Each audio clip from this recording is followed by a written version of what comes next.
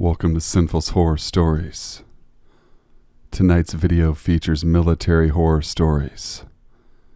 These stories were all sent in from viewers like yourselves. Please be sure to show the respect and love that these veterans deserve.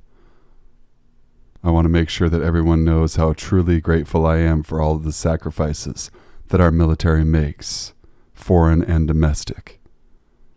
Sit back, relax, stay sinful. Story number 1.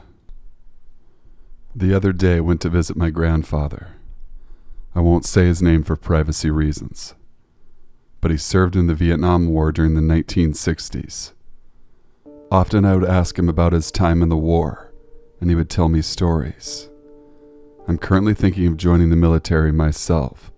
Learning about his past experiences makes me more intrigued to join the armed forces. However, the other day for the first time, I asked my grandfather if he had any scary or near-death experiences. He said he had a couple, but there was only one that really stood out to him, and something that he would never forget. From this point of the story, it will be told in the perspective of my grandfather. During boot camp, I befriended a man who, for the sake of this story, I will call Enrique. That's not his real name, but again, it's for privacy reasons. He was of the Navajo descent. This is important for later in the story. I became best friends with him, and we were actually in the same squad during our deployment to Vietnam. On one rainy night, there was a squad that had cleared out a village and a few farms that was located near a jungle. When our squad had arrived, we were given orders to go into pairs to search the nearby jungle. We had to make sure that we had no wounded soldiers or even prisoners to capture. Of course, me and Enrique were paired up together. We were slowly walking around and scanning the area. We then heard something snap. We turned to see what it was. I couldn't make out what it was at first because it was quite dark, but there was still enough moonlight to see just enough. It was a goat. It sounded like it was in some kind of pain as it kept crying out. I grew up on a farm, so I was a natural animal lover and wanted to see if I could comfort the animal in any way. I set down my rifle and slowly walked towards a goat. However, as I was about to approach the goat, Enrique placed his hand on my shoulder, stopping me. He said, "Get back. That's not a goat." I said, "What do you mean?" "Yes, it is." He then told me in a firm voice to get back and leave with him right now. I honestly was about to ignore him and see if the goat was okay, as in my own mind I couldn't leave an animal that was in distress. At that very moment in time, the rest of our squad was attacked. Enrique ran off towards the gunfire. I picked up my rifle and took one last look at the goat. Something was different. The goat was no longer crying in pain. In fact, it wasn't making any noise, and it started to slowly back away, still with its eyes watching me. The weird thing was the goat's eyes were now bright white. The goat slowly backed off into the darkness of the jungle. I swear to God, at that point, it looked like the goat was about to stand up. I couldn't believe what I was seeing. But like I said, we were under attack, and a bomb had gone off near me, so I had no choice but to run. Thankfully, during the attack, only a few of our squad were injured, and none killed. That night, as we set up camp, me and Enrique partnered to take turns in keeping lookout as the other one slept. Before falling asleep, the incident with the goat never left my mind. I asked Enrique what he meant, but that it wasn't a goat, and that he told me to leave it alone. He said something I would never forget for as long as I live. He said what he saw was a skinwalker, something he was very familiar with in his culture. Before I even told him what I saw, he already said, "The white eyes and standing on two legs." I was in shock. I couldn't believe what I was hearing. The thing was, I believed him. How could I not? I witnessed it with my own two eyes.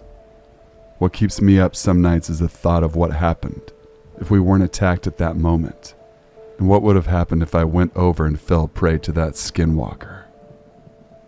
From here on out, the story is told from my perspective, not my grandfather's. After hearing what my grandfather told me, it honestly freaked me out and I couldn't sleep that night. A lot of things made sense after this. It was why he moved away from the family farm pretty much as soon as he got back from Vietnam. It was also why he would never let my dad get any pets. The incident scared my grandfather for life, and honestly, after hearing this, the fear of skinwalkers has made me quite paranoid. Story number 2. My great-grandfather died when I was about 4 years old, so I don't remember him very well. I know him well, though, from things that my family and people who knew him have told me. One thing they always told me was he was very religious, a dedicated Christian who would attend church every Sunday without fail. He wasn't always that way, however. My grandfather told me that before he went to fight in World War II, he was the biggest skeptic there was. He didn't believe in God and ghosts and spirits or anything of that nature. When he came back from the war, it was like he was a whole different person. He became very religious and all his beliefs had been flipped. My family and myself always thought he became that way after the war because of the horrors he witnessed. That made a lot of sense at the time. It was only recently when me, my grandpa, and dad were clearing out our attic, and we came across a box full of my great-grandpa's military belongings, such as war mementos, medals, pictures, and a few other things. One thing I found was a diary. I showed it to both my grandpa and dad, and they said it must have been the only diary he ever wrote. I flicked through the diary to check the dates, and it was all written during the time where he was overseas. My great-grandpa fought in the Battle of the Bulge in Belgium. If you didn't know, the Battle of the Bulge was one of the most, if not the most bloodiest battles during World War II. The two allies had little ammo and supplies, and were fighting a battle in the freezing cold, whilst being bombed by the Germans. I will narrate during the perspective of my great-grandpa from this point on. Myself and the rest of my platoon had just been shelled non-stop by the Germans. A foxhole I was originally in had been blown away from the bombing, so I had to run and take cover in another foxhole nearby. Once the bombing stopped, I realized I must have ran quite far, as I couldn't hear nor see any of my fellow soldiers. There was smoke and windy snow in the air, as I was looking around from a foxhole I had found. I started hearing footsteps crunching the snow. I ducked down and looked carefully to see if it was an enemy. Thankfully, it was an ally, someone who was in our regiment, but I wasn't familiar with.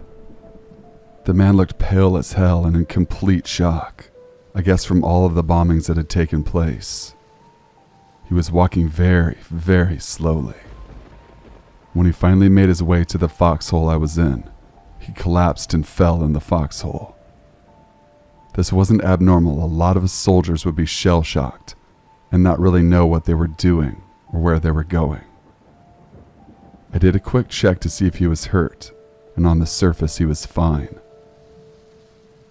After calming down, he introduced himself as Randy. This wasn't his real or full name, but because of privacy and respect, I will use a false name for the sake of the story. He didn't say much, but I didn't need him to. As long as he could walk, that was good enough. We had to slowly make our way to where I thought my platoon was located. As I said earlier, it was smoky and it was snowing, so I couldn't see too far.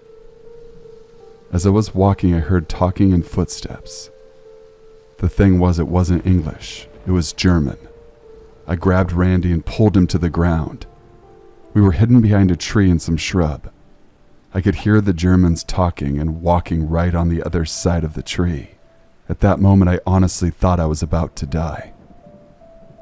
By some miracle, we weren't noticed, and continued walking through the forest. We finally made it back to our platoon.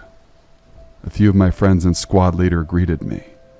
I told them about the close encounter we had just had with the Germans. My friends looked confused and they said, "Who's we?" "Was someone with you?" I said, "Yeah, Randy was..." I turned around and Randy wasn't with me. I thought he must have got left behind somehow, which was weird as he was right behind me. I told my squad we need to get out of there and get Randy. They kept asking me who Randy was. As I didn't know him very well, I just said his name and that he was in our regiment. Someone from my squad asked me to confirm his last name, and I confirmed it. They looked at each other and said something that made time stand still around me, put me in complete shock. Randy died during an attack 2 weeks ago. He was shot and bled out. I couldn't believe it and wanted to go back out, but my squad wouldn't let me. They assured me that he had died, and I was just seeing things. One of them even showed me his dog tags. The diary stopped sometime after this incident. My great-grandpa wrote for a few more weeks mostly about the bombing and his encounter with Randy. I will never know as my great-grandpa isn't here with us anymore, but I think he became religious and spiritual after what he had witnessed. For someone as what my family described my great-grandpa as, for him to change his beliefs makes me believe what my grandfather saw in the woods that day was some kind of spirit lingering around the battlefield. The stories I've heard from my great-grandpa's time in the war are scary, but that one chills my blood more than ever.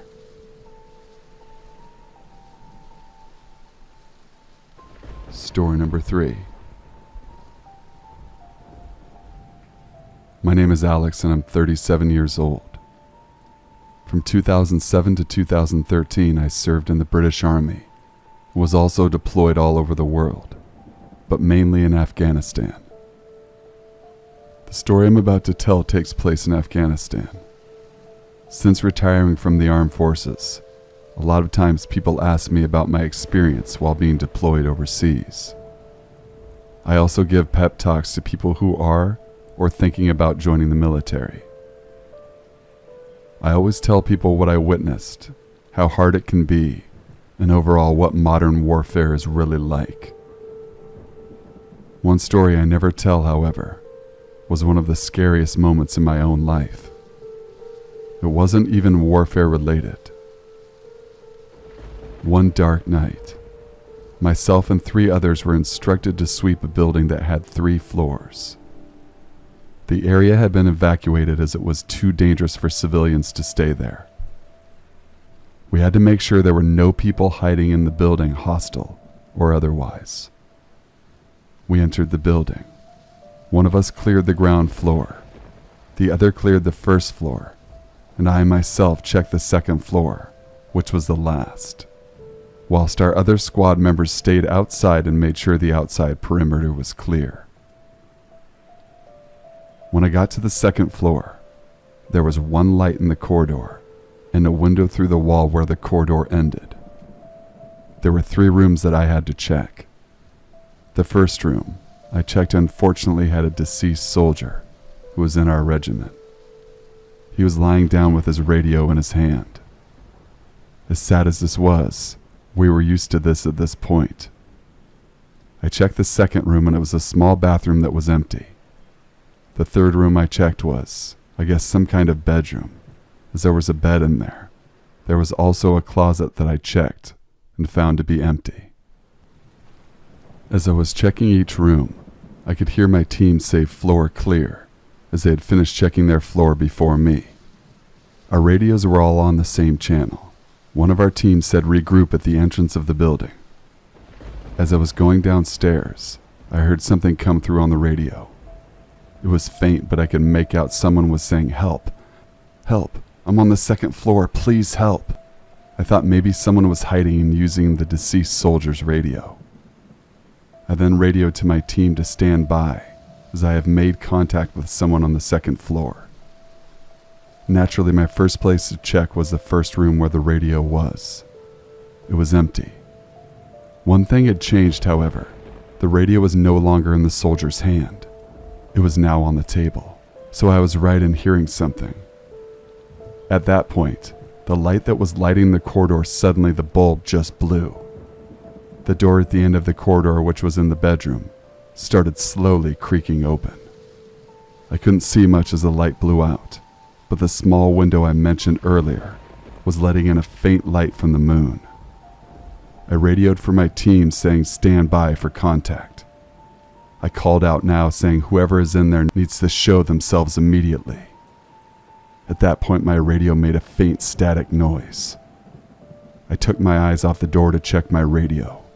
As far as I could see, it was fine. When I looked back up, however, I saw something that honestly made my blood run cold. Someone was peering around the corner of the door watching me. As I said, there was a little bit of moonlight peering through the window, so I could see it enough that it was a person. It looked like a grown man standing there watching me. Something didn't seem right. The way he was watching me seemed so uncanny. I wanted to speak and tell him to come out with his hands up, but the words wouldn't come out of my mouth. I was honestly frightened by this man, by the way he was staring at me. I tried to radio my team, but the only response I got was faint static. I didn't want to go near that man. I know I had a firearm, but it might have been a civilian who didn't speak English or was scared himself. I grabbed my flashlight that I had on me. As I was fumbling around looking for the flashlight, the door that was open then slammed shut. The man was gone. I've been scared before, but this was different. This was something strange I hadn't come across before. As scared as I was still a soldier and had a job to do. I plucked up the courage to walk down the corridor and check the bedroom. I scanned the room with the flashlight, and it was empty. That meant there was only one place that person could be, and that was in the small closet. I prepared myself as much as I could. I didn't even know what I was expecting, to be honest. When I finally opened the door, to my shock and relief, it was empty. I rushed out of the room and checked the other two rooms again, both empty. I then went all the way downstairs and outside the building, where I saw my 3 other teammates. They asked me where I was and why I wasn't responding to the radio. I didn't really have time to explain what happened, as we had to move out of there and then on to another building. In the end, I decided not to mention it, as I really didn't know what to think. To the few other people that I've told this story to, some believe me and some don't. As much as I've gone over it and over it in my head, I just can't work out a rational explanation. I know what I heard. I definitely saw that man, and somehow he just vanished. Out of all the scary experiences I had during my time overseas, that was without a doubt the most scariest moment, and the scariest moment of my life. Thank you guys for watching. Please be sure to leave a like, comment, share, and share again. Subscribe to the Sinful Society now. You know we need you. Join us. Don't fight it. Hit that subscribe button. Do it now. Email all of your true scary stories to thesinfulsavant@gmail.com. I will leave a link to my email in the description box below. Till we meet again, my friends. Happy holidays. And stay sinful.